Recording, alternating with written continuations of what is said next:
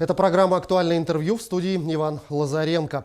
Сегодня Всемирный день мониторинга качества воды. В этот день мировая общественность задумывается о проблемах водных ресурсов планеты. Программы экологического праздника призывают людей участвовать в защите водных ресурсов от загрязнения. Традиционное мероприятие этого дня – это взятие проб воды в разных водоемах планеты для оценки ее качества и безопасности для жизни людей и живых организмов. В Якутии мониторинг за качеством воды осуществляет наряду с Центром гигиены и эпидемиологии информационно-аналитический центр экологического мониторинга. И сегодня гость нашей студии – главный аналитик-эксперт Республиканского информационно-аналитического центра экологического мониторинга Туяра Алексеева. Туяра Геннадьевна, здравствуйте. Здравствуйте. Ну и, наверное, первый и самый главный важный вопрос. Какие водные объекты находятся под вашим наблюдением и как систематизирована работа в этом направлении? Ежегодно утверждается план министром экологии отбора проб по всей республике. И отбор проб у нас осуществляют государственные инспектора территориальных подразделений Министерства экологии. Ежеквартально пробы отправляются в 5 наших филиалов. Филиалы у нас расположены в промышленных районах нашей республики. Это у нас в Алдане лаборатория, в Нюрбе, в Мирном, в Ленске и центральная лаборатория в Якутске. Ну, преимущественно какие водные объекты? Это реки, озера? Да, реки, озера. Все, откуда, ну, грубо говоря, Да. человек пользует воду для своей деятельности. Да. А с какой частотой эти пробы отбираются?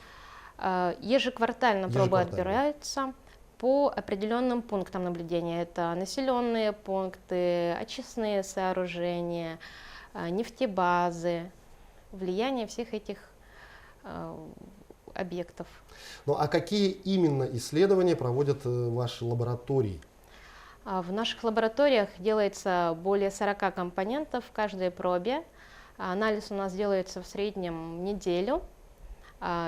Недавно мы приобрели оптикоэмиссионный спектрометр, который делает более 70 компонентов, и по расширенному перечню мы делаем в каждой пробе в центральной лаборатории все водные объекты. Но это на наличие взвешенных каких-то примесей? Да, это взвешенные вещества, физические свойства, органические загрязнители и тяжелые металлы. Ну, а можно ли говорить о том, что состав воды в разных районах нашей республики отличается и от чего это зависит? Вообще у каждого водного объекта есть свой режим и свои нормы. Это обусловлено природным характером водного объекта.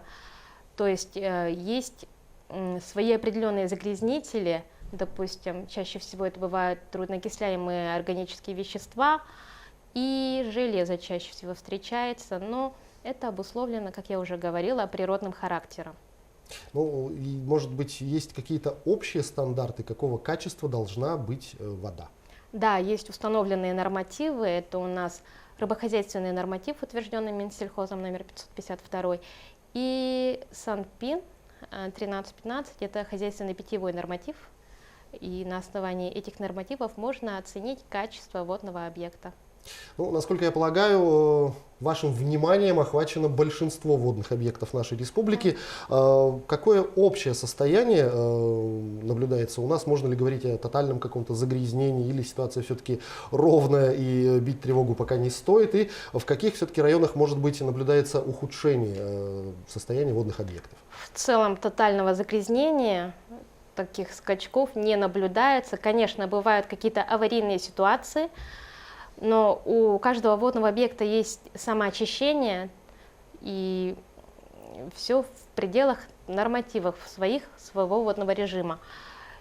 И какой-то район особо выделить по загрязнению нельзя? Какой-то район выделить особо нельзя.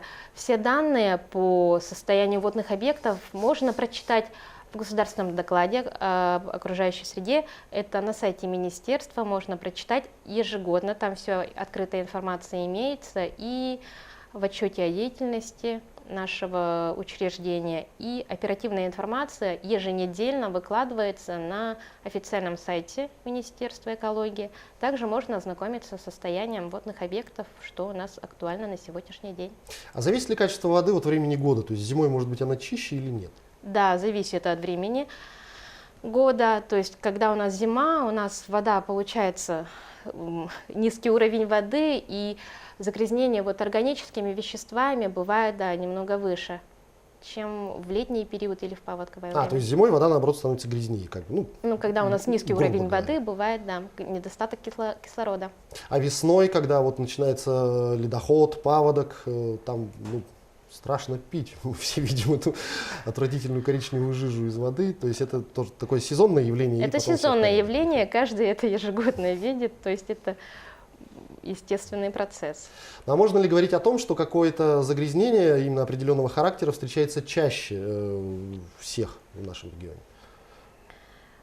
Ну, говорить о таком, наверное, не приходится. Просто, как я уже говорила, у всех свои определенные загрязнители, обусловленные природным характером водного объекта. То есть чего-то определенно конкретного, Да. то есть там где-то Всё всплеск металлов? Там, Нет, или таких такого не бывает, всплесков не бывает у нас. да? Загрязнен водоем, неважно каким образом, там, техногенного характера или природного, как-то можно, вот вы говорили про самоочищение, но все-таки помочь этому водоему очиститься. Какие-то существуют технологии? Технологии очистки, ну, грубо говоря, если не загрязнять воду из-за того, что у нас водные объекты самоочищаются, то как бы это сказать? Ну, особо такого Да. вмешательства человека не Да, требуется. Да. То есть все-таки самоочищение, природа сама Да. себя очищает, Да. как вот ситуация Да. с лесными пожарами, говорят, что это тоже самоочищение, и загрязнение водных объектов тоже подвержено такому. Кто инициирует обычно проверку водных объектов, кроме вот утвержденного плана? Когда проводится рейдовый осмотр государственными инспекторами на основании жалоб от населения или в ходе внеплановых рейдовых мероприятий, госинспекторами Министерства экологии порой выявляются нарушения административного кодекса, и на основании этого они отбирают пробу природных сред, отправляют оперативно в наши лаборатории ближайшие, и на основании данных лабораторных исследований нами проводится экологическая экспертиза, и это является неоспоримым доказательством в судебных каких-то вопросах, и таким образом доказывается нарушение каких-то природопользователей, допустим. Ну а вот любой житель, грубо говоря, там я вырыл у себя на даче колодец и решил проверить воду. Могу ли я обратиться с просьбой проинспектировать, сделать экспертизу воды, которую вот я хочу использовать для хозяйственных нужд? Да, мы открыты для всех жителей. Пробу можно привести в наши лаборатории. Хотелось бы уточнить, что для анализа проб воды требуется не менее 5 литров, потому что есть определенные нормативы, требуется определенный объем воды, и если вот привести не менее 5 литров, мы как можно скорее отрабатываем, делаем лабораторные исследования проб воды и после отдаем информацию по качеству этой воды. А какие меры могут быть приняты к тем, кто, скажем так, допустил аварию на водном объекте или вблизи водного объекта, что привело к какому-то серьезному загрязнению?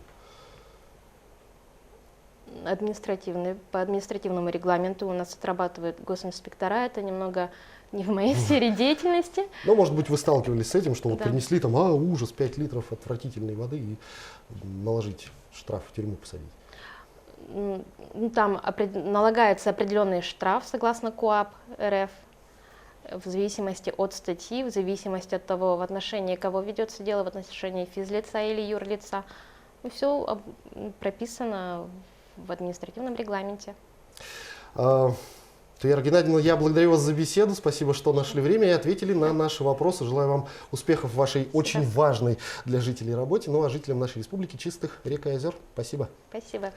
Это была программа «Актуальное интервью» о мониторинге качества воды. Мы говорили сегодня с гостем студии, главным аналитиком, экспертом Республиканского информационно-аналитического центра экологического мониторинга Туярой Алексеевой. До встречи в эфире.